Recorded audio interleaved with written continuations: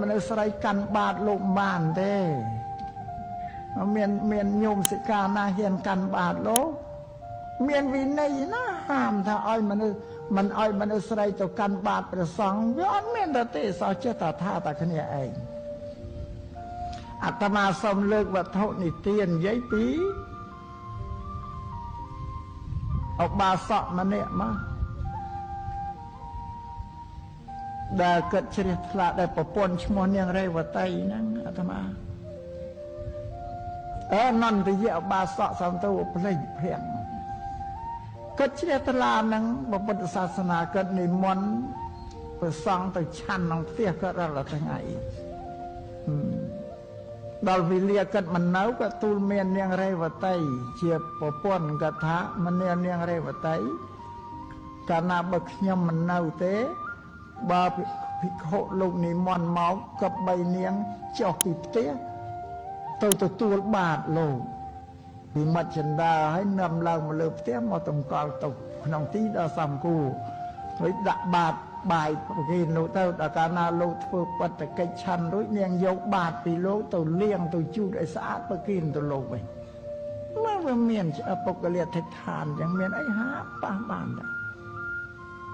អញ្ចឹងបើញោមញាតស្រីស្លក៏ចេះឆាន់បានវាចេះតែចេះលើធ្វើលើវិន័យចឹងហើយបានហើយនិយាយពីការដែលយើងអត់បានរៀនសូត្រវាចេះតែទៅឲ្យញោមបើឥឡូវនិយាយវាវ័នទៅបន្តិចរឿងបន្តិចទៅទៀតលោកគ្រូអនុគន្ធវត្តភ្នំបាទត្រង់ត្បាតយើងនេះកន្លាញ់កំពង់តកៅនេះត្រូវគណៈសង្ឃនាយកនិមន្តទៅប្រជុំនៅឯភ្នំពេញនោះពីសង្គមចាស់ឈ្មោះលោកគ្រូអនុគន្ធនុនឈ្មោះលោកគ្រូនុនអនុគន្ធទៅប្រជុំនៅភ្នំពេញដល់ទៅដល់លោកគ្រូនុននោះមេតលោកធំតម្បាដល់លោកទៅនិមន្តនៅកន្លែងប្រជុំហ្នឹងលោកស្រីស៊ុយសៀនកាប់ប្រលេះហ្នឹងបានឃើញខ្មែរយើងមៀតវាមំពេកលោកស្រីស៊ុយសៀនកាប់ប្រលេះក៏ដើរពីក្រោយលោកគ្រូអនុគន្ធនុនហ្នឹងទៅដល់យកដៃចាប់ស្មាលោកពីក្រោយទាំងពីរហ្នឹងរួនឃើញធំពេកខ្មែរ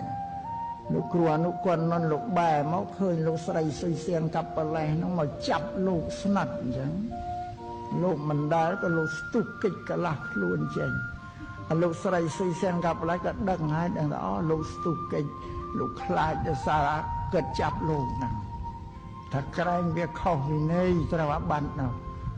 បានលោកស្រីស៊ុយសៀនកាប់ប្រលេះក៏ប្រាប់ថាលោកមិនត្រូវអាបត្តិអីទេព្រោះលោកអត់បានចាប់ខ្ញុំទេខ្ញុំចាប់លោកពេលนั้นលោកស្រីស៊ុយសៀនកាប់ប្រលេះស្គាល់វិន័យត្រឹមត្រូវច្បាស់លាស់មានន័យហាមថាភិក្ខុទៅប៉ះមនុស្សស្រីចាបងមនុស្សស្រីទៅប៉ះភិក្ខុឃើញមានត្រូវអាបត្តិអីទេភិក្ខុ